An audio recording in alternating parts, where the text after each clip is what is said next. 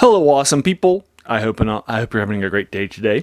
Today we're taking a look at the next short story in this Unreal and Real collection that we're doing a deep dive into by famous author Ursula K. LeGuin. It's called The Diary of the Rose. It's about 26 pages. I knocked it out last night in a little less than in an hour, about 55 minutes for you folks. It's a lot of fun. We picked up this collection a couple of weeks ago.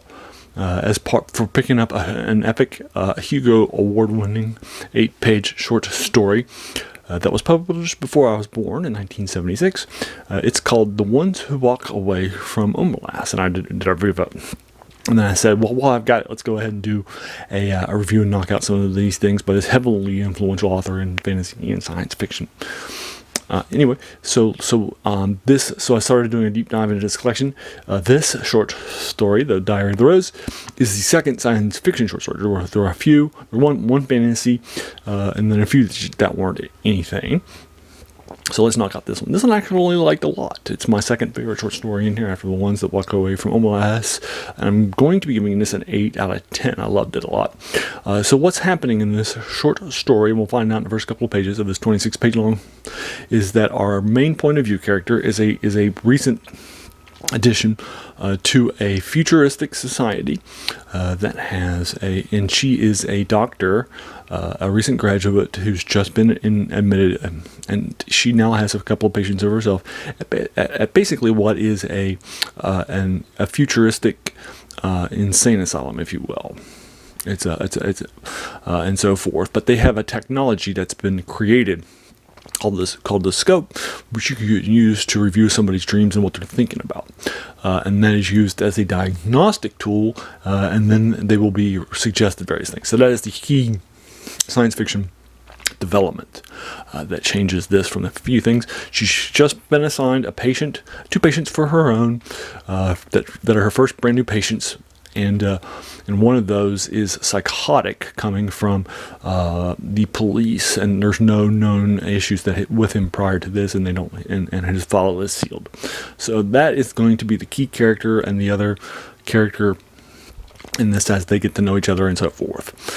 So those are the two key characters that you'll find out in the first couple of pages, and what winds up happening in the ending and so forth I liked, but I obviously won't get into because I keep my reviews spoiler free. But I love this. I thought it was well written. I enjoyed the central conceit. There's a lot of conversations and dialogue and some nice world building and so forth here. I think it's a lot of fun. So I'm giving this a nice 8 out of 10 for you folks. I like this a lot. It felt to me like an old school science fiction short story back when they had, a point to make, rather than just being a fun little adventure set in the future. So I felt like this has got a key point, I think, to make. It's got something to say about the world around us, kind of like The Ones That Walk Away from Omelas, if you will. So I like that. It had that old school science fiction feel. So there you are. I'll go ahead and leave you to it. Have you read the Diary of the Rose? If so, what did you think about it? Let's talk about in the comments below. Did you agree or disagree with my 8 out of 10? Let's talk about that in the comments below too. As a reminder, the channel's name, The Worst Thing About New Books, is a quote by a French philosopher, Jacques Joubert, who said that the worst thing about new books was that they kept us from reading the old ones. And in this case, short stories that were written before I was born in 1976 are definitely older and key things, and thus a passion project of mine. She's heavily influential today. She's had a couple of Hugo Award-winning things out there. I did a novel, reviewed it for you a few years ago that I read a few years before the channel began, called The Left Hand of Darkness, which I liked. I also read a novel by hers for this channel that was on my bucket list called The Lathe of Heaven, that I also really liked a lot too. It was also one of my favorite novels that year that I went back and read.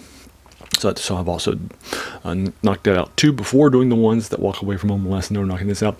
She introduced the boy wizard at a wizard school, iconic for young adults in the Wizardiversity, in the RFC series. That's a book series which is heavily influential on modern fantasy, like the Harry Potter series and so forth, that definitely take from that trope.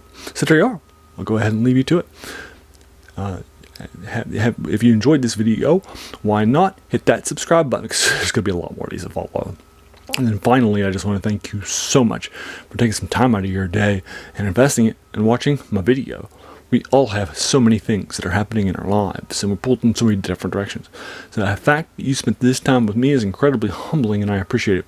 So thanks again, and have an amazing day.